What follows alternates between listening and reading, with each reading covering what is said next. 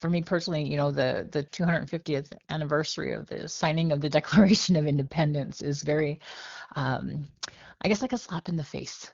It's, we it's not really a priority for us. We kind of view it as a betrayal. They stole our lands basically.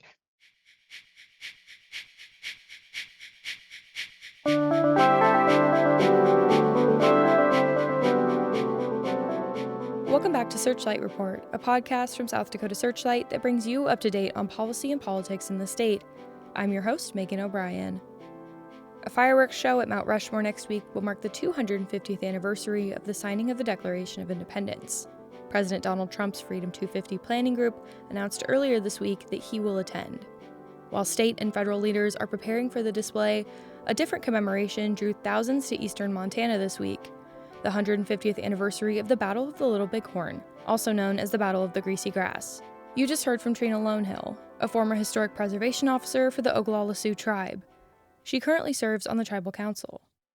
A priority for us and our people, we're celebrating the 150th anniversary of the Little Bighorn, or Greasy Grass, that battle, where we actually defeated the U.S. government in battle. And it's a big commemoration for our people, the Northern Arapaho, Northern Cheyenne, and the Lakota people. So that's what we're actually focusing on. The conflict on June 25, 1876, was a major victory for some Great Plains tribes. It happened during the United States' encroachment on their land after the discovery of gold in the Black Hills. This year, representatives of those tribes worked with the National Park Service to commemorate the anniversary at the battlefield in Montana. Lone Hill was one of more than a dozen speakers at the event. It also featured cultural demonstrations and presentations from historians and descendants of battle participants. I said, this is something we have to keep, going for our families. We can't lose that history. Craig Howe wants to preserve that history too. He's a founder of the Center for American Indian Research and Native Studies, also known as CAIRNS. He's also a citizen of the Oglala Sioux tribe. We're a small research and education center that focuses on issues important to American Indian communities and also bringing awareness of these communities to the wider population. The signing of the Declaration of Independence didn't have an immediate effect on tribes in the Great Plains region, he says. These tribes existed prior to the founding of the United States, and therefore these tribes have inherent rights. They're not rights given to them by the United States. These are inherent rights, existed prior to the United States. And this is critical to understand. The relationship between the United States and tribes is like a roller coaster, Howe says. As the country expanded, so did policies and programs that were aimed at erasing indigenous languages, cultures, and ways of life. And then through time, we can just go through federal policy and practice, and we can see that sometimes the United States, the government supports and promotes the perpetuation of tribes as these nations within a nation. And other times they want to get rid of these tribes. And, like in the 1950s, we had termination. That was a policy of the United States, was to terminate these tribes and terminate all the responsibilities that the United States has to these tribes. Howe wants there to be more consistent education about Native American history, not just a conversation during a specific anniversary. So I think to display that history, really, a birthday is an opportunity to do that. But in this case, when we're talking about, I just think it should be embedded in the formal educational system in our country. That we shouldn't need some 250 years before we talk about it again. Recognizing that history is important to the state's Secretary of Tribal Relations, Algin Young. As we commemorate America's history, it's essential to recognize how deeply it is connected to the heritage of South Dakota's 9 tribal nations. He's a member of the South Dakota America 250 Commission, a group of cabinet members, the state historian, and other appointees formed by an executive order by former Governor Kristi Noem. During her tenure, Nome's relationship with tribal nations in South Dakota became tense. At one point in time, she was banned from all 9 reservations after she accused tribal leaders of benefiting from drug cartel activity and said Native American children, quote, don't have any hope. Young says her successor, Governor Larry Roden, is working to rebuild those relationships. It's a complex relationship, and I feel Governor Roden has done an outstanding job on reaching out to the tribes and trying to build that relationship. As many have said, it's a reset. Serving alongside Young is Ben Jones, the state historian.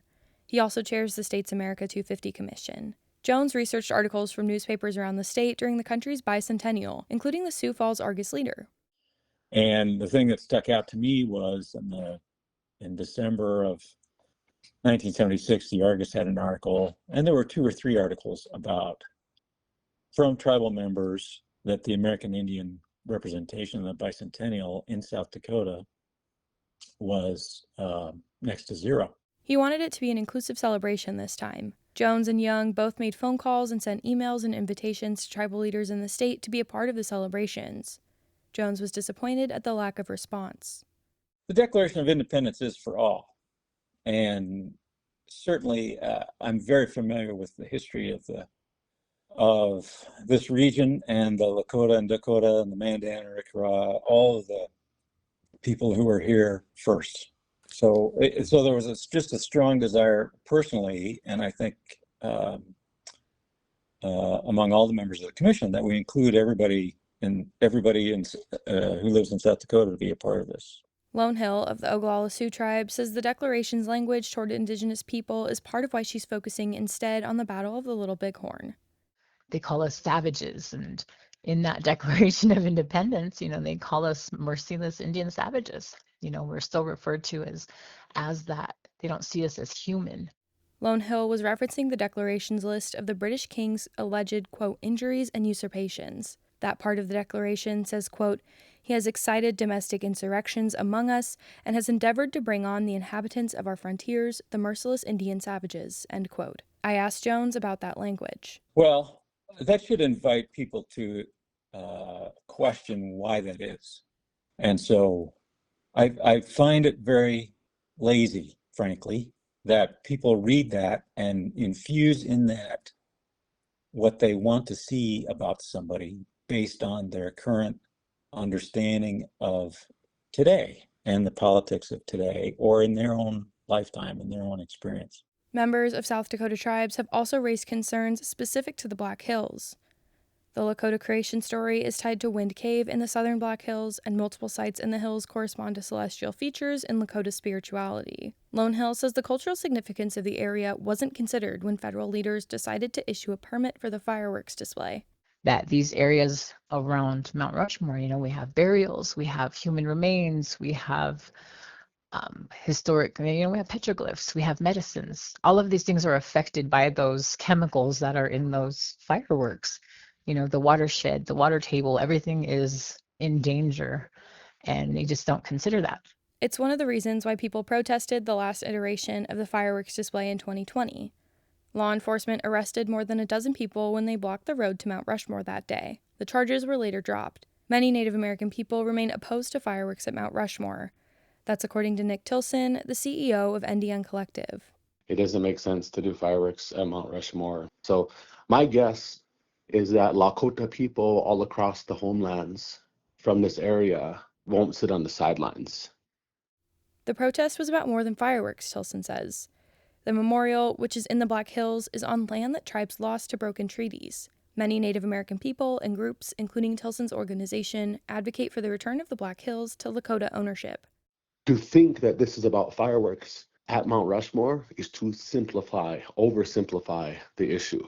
And I think that we need to be having meaningful conversation about what the return of the land in the Black Hills is back to Indian people. The National Park Service told South Dakota Searchlight it established a First Amendment area that's been designated to, quote, accommodate any demonstrations. The service did not say where that area would be. I'll be back with more after this break. Trump will attend the fireworks this year. The announcement came from Trump's Freedom 250 planning group and from Governor Larry Roden's office. Trump also attended the last fireworks show at Mount Rushmore in 2020. Then Governor Kristi Noem asked him to reinstate the display. He said then that nobody knew why the fireworks had been done away with in the first place.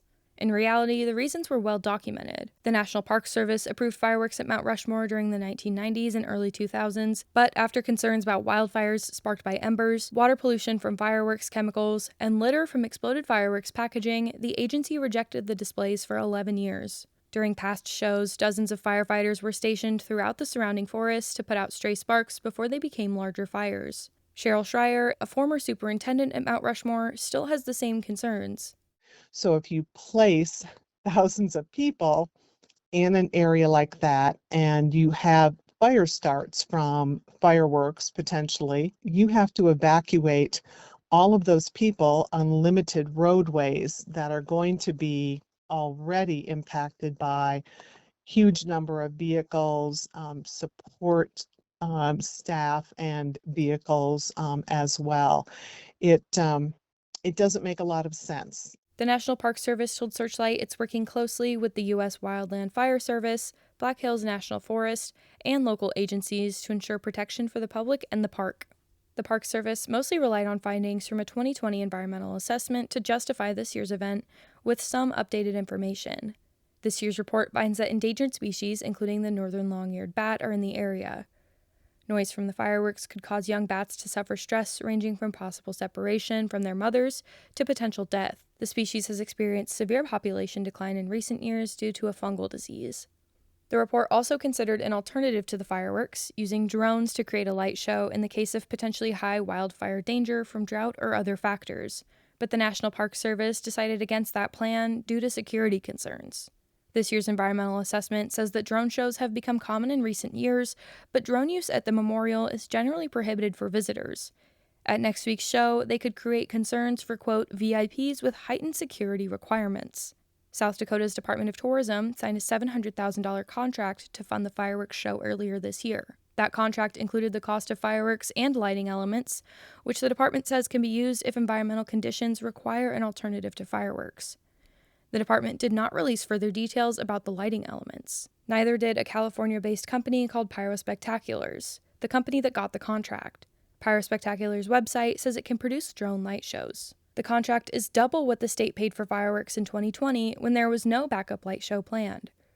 It also gives the National Park Service the authority to enforce a go, no-go protocol for inclement weather like rain, high winds, and other weather conditions. Parts of Pennington County, where Mount Rushmore is located, have been experiencing some of the most extreme drought conditions in the state. 2 wildfires in the area earlier this year burned more than 14,000 acres combined. The event, officially known as South Dakota's Freedom 250 Mount Rushmore Fireworks Celebration, will have 4,800 attendees who won tickets in an online lottery.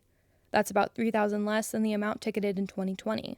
The National Park Service will close all roads to the park boundary at 11 p.m. on July 2nd. On July 3rd, the park will only be open to ticket holders.